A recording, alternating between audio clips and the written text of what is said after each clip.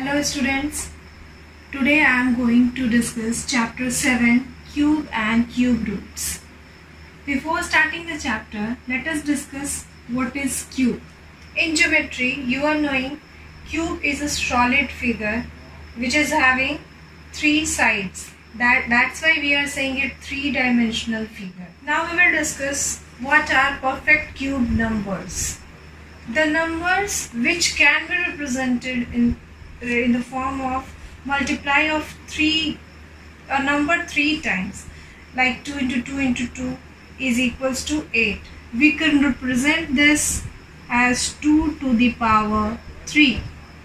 3 into 3 into 3 is equals to 27. That means 27 can be represented as 3 to the power 3. As you know, power 3 means multiplying 3 or 2 3 times. Similarly, we can represent 4 into 4, 5 into 5, 10 into 10 into 10, 1000. After making this table, you can observe that between 1 to 1000, there are only 10 perfect cubes.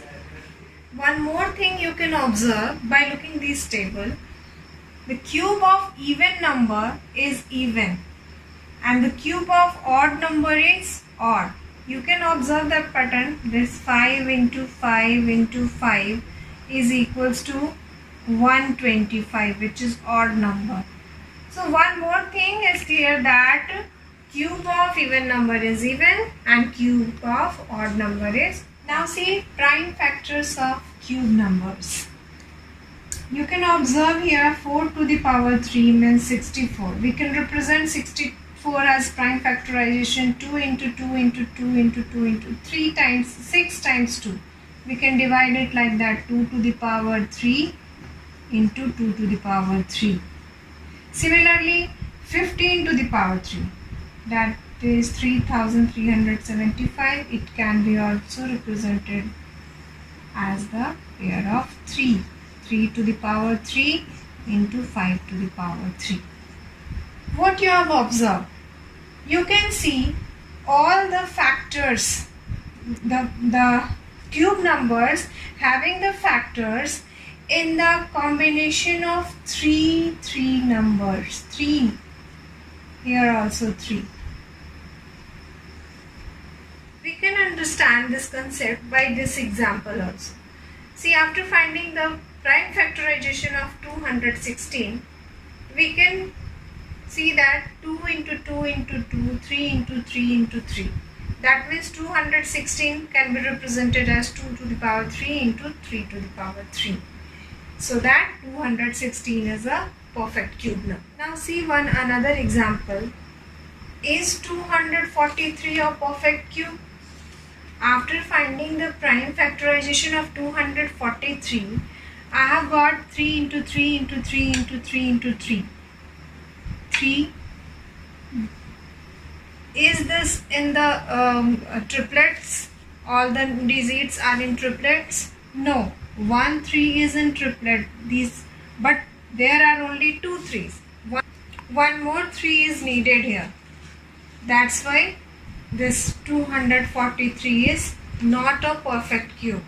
If we will multiply here by 3, then it will also become a perfect cube. That means 243 into 3 is a perfect cube. 243 is not a perfect cube. Just multiply it. 729. 729 is a perfect cube. The question can be asked like that, what is the least number we should multiply to the given number to make it a perfect cube? Then you will have to follow the same process. First you have to find the prime factorization. Then just find out which number is not in triplet. Just multiply it with this number and you can find the asked number. Now we will learn how to find cube roots. As you know children, finding square root is inverse operation of finding square. Similarly, finding cube root is also inverse operation of finding cube. You can see these examples. 8, we can represent 8 as 2 to the power 3. That means cubic root of 8. This 3 represent cubic root. Cubic root of 8 is equals to 2. 64 can be represented as 4 to the power 3. That's why cubic root of 64 is 4. Similarly, cubic root of 729 is 9. Now finding cube root by prime factorization method. As you know, prime factorization method you have learned in finding square root also. To take an example, 3375. Find its prime factorization up. You can see 3 into 3 into 3 into 5 into 5 into 5. We can represent these number in this form also. Then cubic root of 3375 is equals to 3 into 5, that means 15. By this method you can find cubic root of any number.